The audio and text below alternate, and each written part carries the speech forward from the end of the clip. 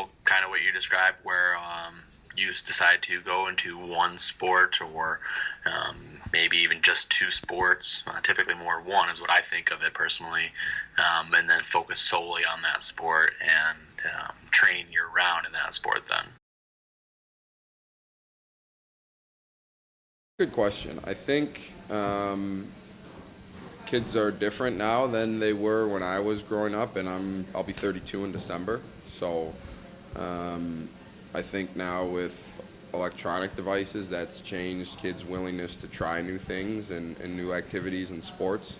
But I think a lot of it comes from the parents, and a lot of them seeing future college or professional athletes in their young baseball or soccer or hockey player. One recent survey discovering that over a recent 5-year span, the number of kids and teens playing team sports declined nearly 4%, and that participation in all sports in general is down 10%. And some experts are placing the majority of the blame on pressure from parents. Parents are getting increasingly competitive about showing that their kids are number one in everything, and sports is just another example. One professor at George Washington University surveyed nearly 150 children, asking what they found fun about sports. The results? Kids reacting positively to team dynamics, trying hard, and learning. On a list of 81 factors contributing to their happiness, they put winning all the way down at 48.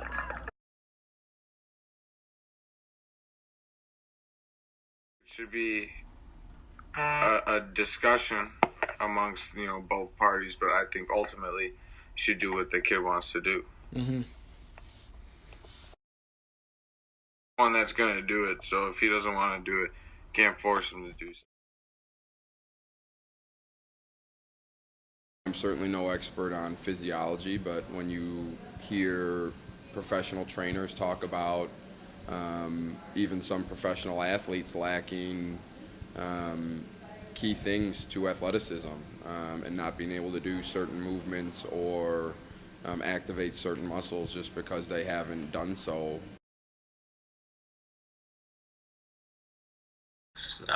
We make it clear to them that that behavior is unacceptable from where we stand, and if that's the case, the parent won't be able to partake in the game watching and the viewing.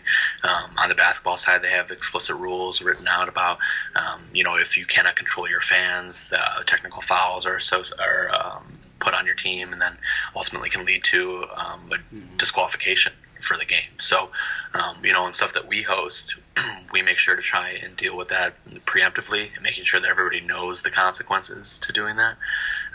But when you go to a tournament that's outside, they may deal with it differently, but we still make sure that our parents or our travel teams understand the expectations, both for the child that's on the team, the parents that are cheering for the child on the team, for the coach of that team and everything.